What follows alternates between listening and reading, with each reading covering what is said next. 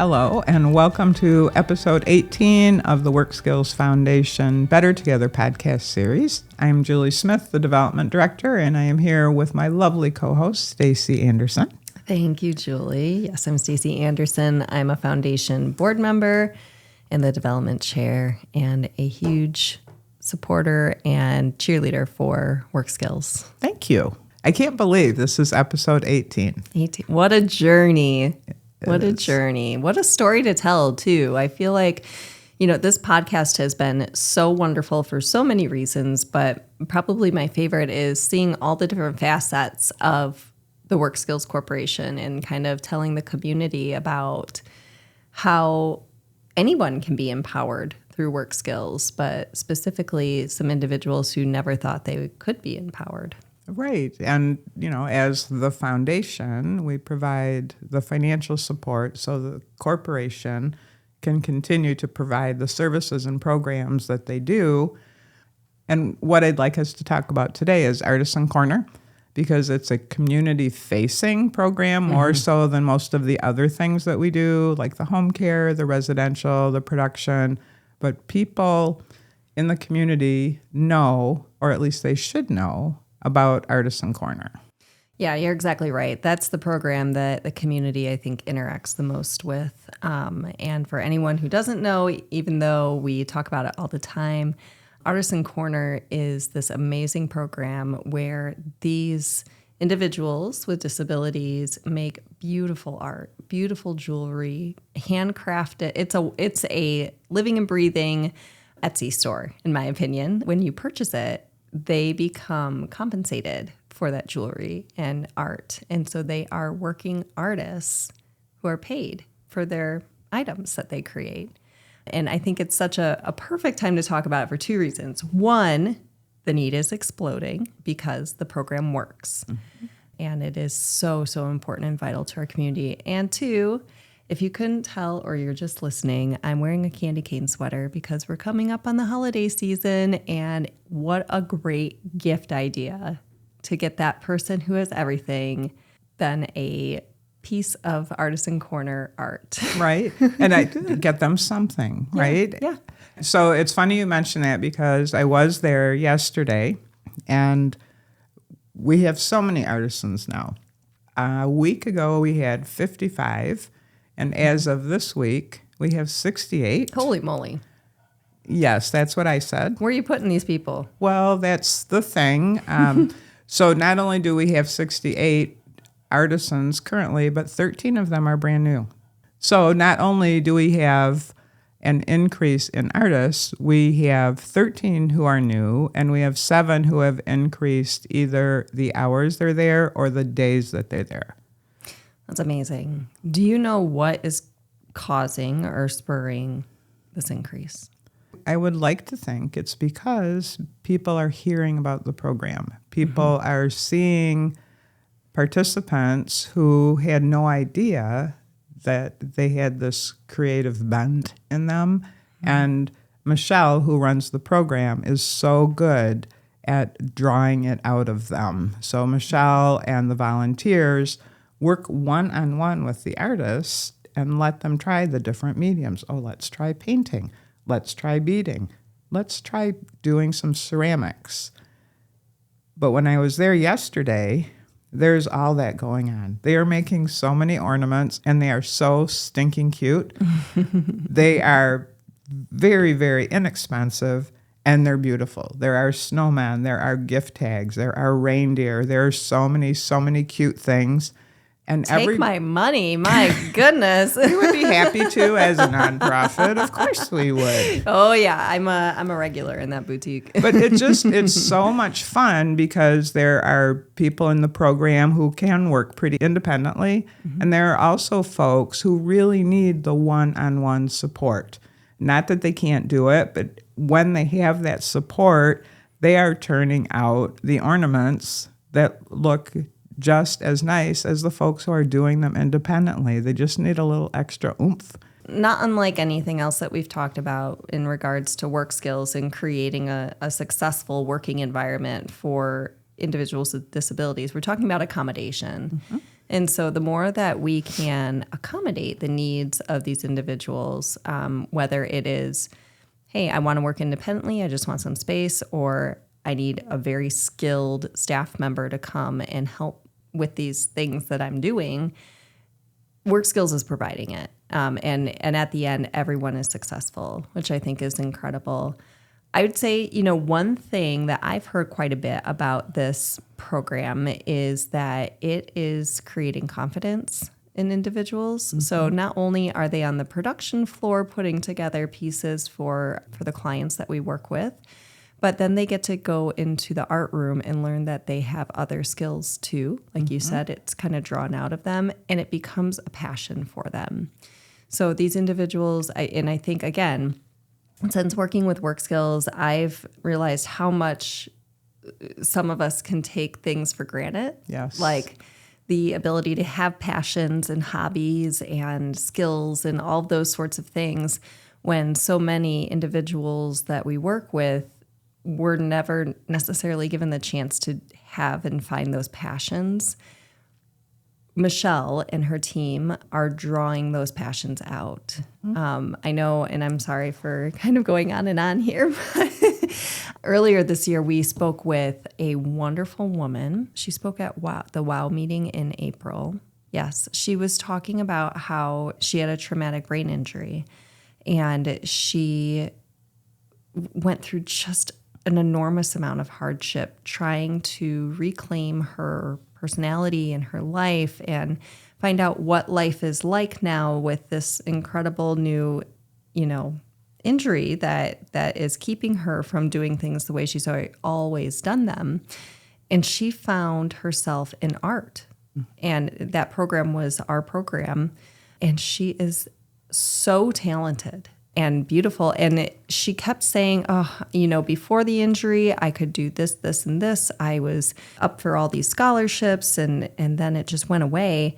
And she's back to feeling, I think, that sense of self-satisfaction and pride through her art, and she's celebrating it. And I think giving somebody that ability to empower greatness in them is so much what we do, and it's just the reason why I love this program so much. So thank you for letting me have my TED Talk there about. And that wraps up this episode. No, I'm really happy that you brought her up, because I have been there and seen her now mentoring some of the newer artisans. Oh, I love that. I know that comes as no surprise because you've met her, but yes.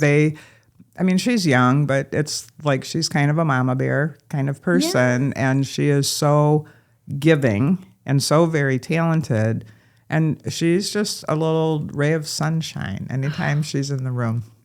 And that was not always part of her story. Mm-hmm. She was she went through, like I said, just enormous hardships, really rough situations with trying to get the therapies that she needed from, maybe places that couldn't accommodate her the way that we can accommodate. But, Work Skills, of course, comes in with their magic people and brings the special sauce. And here we go. We've got this incredible, we bring the light out of the people. And I love that.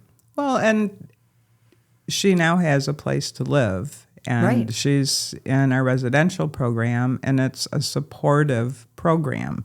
So she's not alone. She has, 5 housemates. There's staff there to make sure that all the residents have what they need. And she can go to Work Skills and do art. Yeah. So she's earning an income. Yeah. Did you see her big, huge painting? No, which one is it? It's really pretty. It's flowers. It's, 4 by 6. And so it was purchased by Work Skills and donated to the Ivy Table. Oh, perfect. Perfect. I love that. Yeah. Well, I think you said earlier on, all right, we both said that we're busting at the seams with these individuals. So, how does that come into play? How can we make sure that this program is able to serve literally as many people as it possibly can? Well, there are several pieces to that puzzle, obviously, and we've talked about this on several of our podcasts. It was never meant to be a moneymaker, right? It was never meant to be self-sustaining, and it's very important. So art supplies cost money. Mm-hmm. When we have more artisans, we need more staff. We need to add more hours. Just recently, we added Friday afternoons. It used to just be Tuesday, Wednesday, Thursday, all day, and Friday mornings. Now Friday is all day. They may have to add Monday, which is not Michelle, who runs the program. It's not her favorite solution because that's her prep time. Yeah. There are days when she has, 12 people in the room, and now she does have Jenny full-time to help her. But art supplies cost money. Staff costs money. I guess, am I allowed to dream big on a podcast? Of course. This is the one to do it on. It would be really cool to have a building. Oh my gosh, yes. Let's dream together. Okay. And logistically, it's tough because there are participants who work on the production floor and do art. There are participants who do art and also can go right down the hall if they need speech or occupational therapy or ABA services. So I'm not really sure how that would work. I don't know, maybe we could go up and they could have like bunk tables or something. Or, the boutique itself can move to a building and then, free up some space there. But I think all in all, what you're saying is there's needs. These new artists, these 13 new artists and these 7 increase artists are turning out incredible pieces, but they need supplies to do that. Yep. They're doing wonderfully, but they need skilled staff to help them learn how amazing they really are. Mm-hmm. They need space to move, and poor Michelle needs time to serve them in the way that needs to be served. And so I think that, one thing we can say, and I know we've said it before, is that a lot of the funding that the foundation provides, and by the way, the foundation meaning our generous donors in the community and everybody around here who invests in this work, goes towards Artisan Corner as well as other needs within the corporation as they arise. Mm-hmm. But Artisan Corner especially is something that is very near and dear to the organization's heart. Well, when I was talking to Michelle earlier this week, she was sharing about the new people and all the increased hours and or days. And I said, well, where are you putting them? And she said, well, I was just moving the tables around earlier. And so the thing that people may not realize is we don't have, well, you could assume we don't have 68 people there all day, every day. So shifts. People come and go. There are people who are 11 o'clockers, so they're there from 9 to 11. And then there are people who are there all day. There are people who only are there a couple days a week. So when you go in, you'll see there are, I don't know how many, a certain number of stations. And you can go in and there's Ryan, but he leaves at 11. So then when you come in after lunch, then Jasmine's sitting there. I mean, it's kind of a revolving door. Mm-hmm. And it's also art. It's not like they're knitting. Oh, they are knitting and crocheting. Did you know that they're doing that now? Have you seen some of the things? Oh, yeah. Miranda is doing a great job with her fiber arts. But it takes up space, right? Yeah. It's not like you're at your little, computer place, your little workstation. No, if you're working on a painting or if you're beading, you have a tray of beads that you're working on. There's never enough room. There's never enough room. And did you know, should we do math? I feel like we talk about math on every podcast. Oh, baby. It costs $1,500 per artisan per year for supplies. Okay. And it was really easy to do when we had a round number. 68 times 1,500 is... Let me get my calculator out here. Johnny's in the booth. He's pretty good at math. 68 times 1,500 equals $102,000. Wow. Yeah. For just supplies, right? Yeah. Gosh. This is not a strategic pause. Wow, that's a lot of money. That is a lot of money. But you know what? We need to support the program. Yeah. And we are recording this, as you mentioned, in the holiday season. Look at you and your little candy canes. Well, can we talk about the MATCH? Sure. Spelling I can do. Well, we had a generous donor this year step up and say that they would match anything that's given between this week and the end of the year. They'd match any donation that came in up to $5,000, right? Yep. Yes. So that could really help us get on our way to filling up these supply buckets. It would, and it's not like somebody needs to give us $50,000 and have it doubled. We wouldn't say no.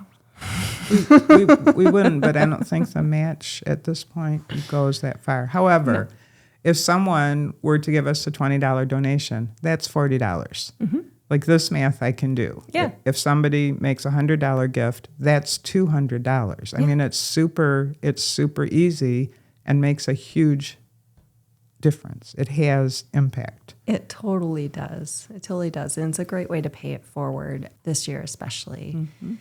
So as we're listening and recording and doing all the things around the holidays, it's a good thing to think about these artisans who are about to embark on a huge journey, especially the ones, let's say, that are going to start in January. They're going to embark on a huge personal journey that's going to bring them so much confidence and excitement and pride and self-purpose with only the best people in the whole world supporting them. And I'm really proud, and I'll ask everybody in the podcasting community here to join me. You know, I'm proud to be able to support these individuals. And thank you. You're welcome. It's a no-brainer. It goes to such a dire and important cause. So join me, and let's get these people what they need to shine. I love that. And I do want to say one thing about the money. When people purchase an Artisan Corner item, that money goes directly to the artist. Right. When people make a gift to the foundation, that goes into our bucket to help support the program, the supplies, all those things. So it can be kind of confusing because they think, oh, well, I just bought 12 pairs of earrings. Thank you. Really appreciate that. But that doesn't help with how much was it? 102? 102,000. That doesn't really put a dent in that. I mean, we love for people to shop, and I too am guilty of having a bit of a problem with Artisan Corner items. However, making a direct gift to the foundation is what will help us keep the lights on, buy the beads, buy the paint, pay the staff, and all the things. Mm-hmm. Yep, absolutely.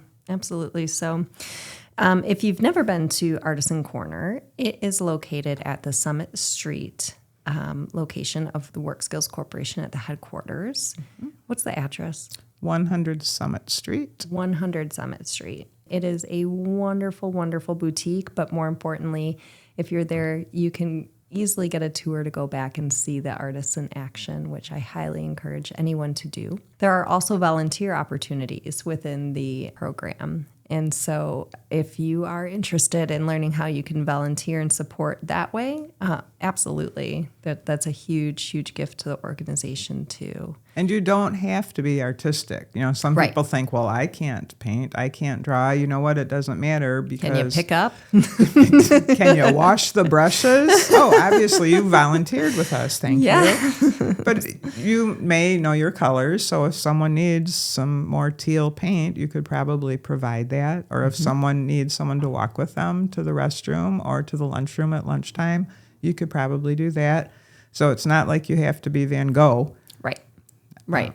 There's a place for everybody. And I think also something to think about, and I'll throw this out there too for any corporate baddies out there that want to get a corporate gift going for your clients. Two things. Either you can work with Work Skills to have a corporate gift created for your clients by hand. Not by Christmas. Well, by next Christmas, maybe, Christmas. but you can come and shop for Yes. the things that we have. You can come and shop. Or you can make a gift in honor of your employees to an organization that will absolutely use that gift in an incredible way. So something to think about here. We're doing shameless plugs today. We are. Can I do another one? Yeah. And I'm much older than you, so I can do this. My. Okay. I have a birthday coming up. So Right. Can you just call me Grandma? I am not a financial advisor, nor am I an expert on anything having to do with all the financial things. My understanding is when you get to a certain age, I'm still a few years away, but I think based on the year I was born, when I turn 70, I have to start taking a required minimum donation from my ginormous retirement fund. Mm-hmm. And we have had several people who have done that and given it to the foundation, which is super cool. super cool. Yeah. You can talk to our fellow board member, Andrew Sheffs at EP Wealth to learn more about the ins and outs around that. But yeah, no, you bring up a great point. You know, as we look at giving during the holiday season, what kind of, I call it free money is out there, and IRA contributions are out there. You've got life insurance policies, stocks, things that you don't necessarily need or that will hit your cash flow, still make a huge impact to organizations. Mm-hmm. So, you know, for the higher level, sophisticated giving, again, shameless plug for Andrew Sheffs at EP Wealth, who can talk you through there. We maybe could have asked him for permission, but let's please leave that in there. Yeah. No, he's fine with it. I'm positive. So, yeah, lots of things, lots of ways to give, lots of ways to give non-financially too, from a volunteer perspective. Mm-hmm. I'll put it out there on December 2nd. It is Giving Tuesday. What's that? Well, Giving Tuesday is the International Day of Philanthropy. Oh. So, you know, you've got Black Friday, you've got Small Business Saturday, Cyber Monday. Giving Tuesday is that day that you can take a deep breath and say, all right, I want to give back. And our organization in particular has a very fun day planned. We do. This is our third annual party day. Thankathon. It's a thankathon. The foundation will be down at Bourbons. Thank you very much, Bourbons in Brighton, for allowing us to do this there. But we're going to be doing a thankathon from 11 till 2-ish, probably 3-ish, 4-ish. Let's get a sitter for the kids. Can I get some kids? Enjoying each other's company, having some apps, and, you know, if you'd like to get a cocktail and help us to celebrate the giving season and usher in some huge impact on these artists, that's the day to do it. Your donation will go very far that day. So if you're around, you're welcome to join us. We're a pretty fun crew. Thank you. I'm not sure when you are watching or listening to this particular podcast, but I can tell you that next week is Thanksgiving. Oh, now Stacey's going to sing some Christmas carols. What are you doing for Thanksgiving, Jules? I'm cooking a turkey. Yeah.